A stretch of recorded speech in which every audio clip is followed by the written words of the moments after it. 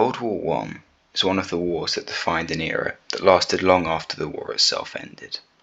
But was the war avoidable? It seems unlikely, considering the vast number of flashpoints of tension where it could have started.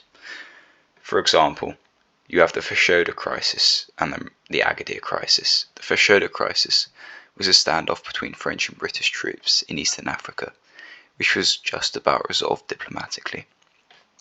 The Agadir Crisis occurred when both France and Germany wanted Morocco to be part of their colonial empires. And again, this was just about resolved diplomatically.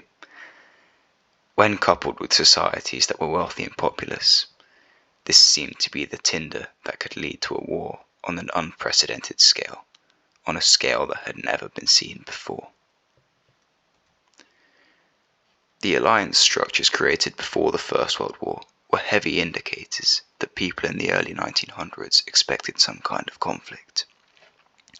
Germany and Austria-Hungary formed an alliance in 1879, which was the basis of the Central Powers. France and Russia signed a treaty of alliance in 1894 in response to the rising power of Germany and her allies. France had a bone to pick with Germany after they were humiliated in the Franco-Prussian War, where the Germans had actually paraded through Paris when they had won. And so Russia and France became the first two members of the Entente. The British-French Entente Cordiale was signed in 1904 and the British-Russian Entente signed in 1907. An important distinction to make is that the Entente signed between Britain and the two countries weren't necessarily alliances, they were more expressions of friendship. But nevertheless, Britain was dragged into the First World War.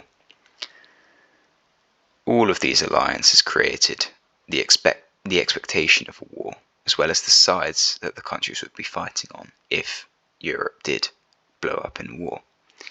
And in some ways, the fact that both sides knew who they'd be fighting could have been a subconscious factor that helped the war come to fruition.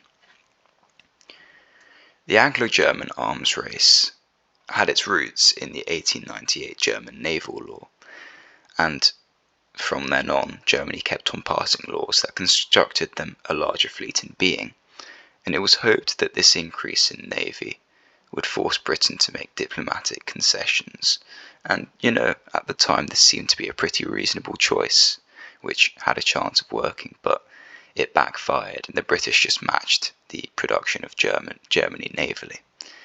The first Dreadnought-class ship was built in Britain in 1906, and it brought on the most intense phase of the naval race.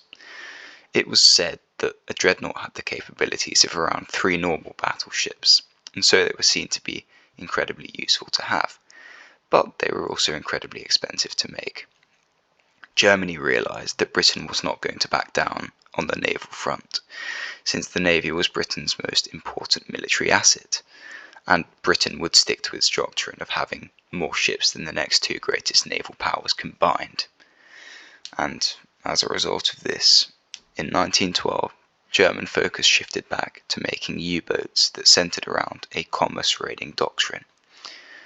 An arms race can often catalyze a war, and though a war did not start directly after the conclusion of this arms race, it certainly gave both Germany and Britain the facilities to fight a war on the sea, and yet again solidified the mindset that war was near. In 1908, Austria-Hungary annexed the provinces of Bosnia and Herzegovina, which nominally were part of the Ottoman Empire but had been administered by Austria since about 1878. And this heightened tensions with both Russia and the Slavic population of the Balkans. Serbia wanted to incorporate those provinces into their country, where Russia had taken a stance that it wanted to protect Slavs as well, so both relations with Russia and Balkan Slavs were ruined for the Austria-Hungarians, and this would have consequences down the line. The First and Second Balkan Wars were also something that contributed to the European tinderbox that allowed World War I to occur. The Balkan League was an alliance of Serbia, Bulgaria, Montenegro and Greece, and this was an alliance that was backed by Russia. In 1912, they declared war on the Ottoman Empire, looking to push them further out of the Balkans. The Ottomans were defeated, and the land was taken by the alliance's nations. But, as with many things, in the absence of a common enemy, the alliance collapsed in on itself, causing the Second Balkan War. Bulgaria fought Greece, Serbia, the Ottomans, and Romania, and, unsurprisingly, were defeated. This created a discontented Bulgaria who sought to reclaim land, and that's probably the reason that they joined the First World War on the side of the Central Powers. But perhaps the most direct cause of the First World War, we've come to the most famous cause, the match that put the flames to the tinderbox of Europe. The Archduke Franz Ferdinand, heir to the throne of Austria-Hungary, was inspecting troops stationed in Sarajevo, and Sarajevo was a city that was part of those provinces of Bosnia and Herzegovina that had been annexed by Austria a few years before. Franz and his wife Sophie were riding in an open-topped car in Sarajevo and were shot by Serbian nationalist Gavrilo Princip. And the reasons behind this shooting are actually quite interesting.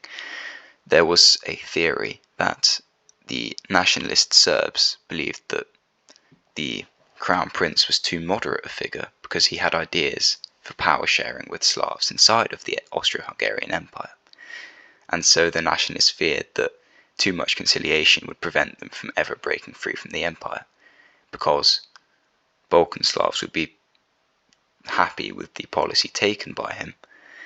And nevertheless, this shot left the Austro-Hungarian government without any mercy, and it left Serbian nationalists with an even larger hunger for independence.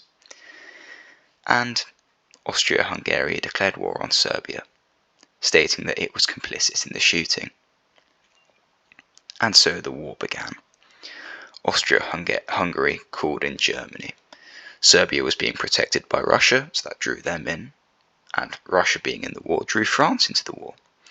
And actually Britain, as mentioned before, had only really expressed its friendship with the countries of France and Russia, so they tried to maintain neutrality for a while. But when Germany invaded Belgium, when they were trying to execute their Schlieffen Plan, this led to British intervention and the First World War that is so famous today. Don't forget to like and subscribe to stay up to date with more content, and I will see you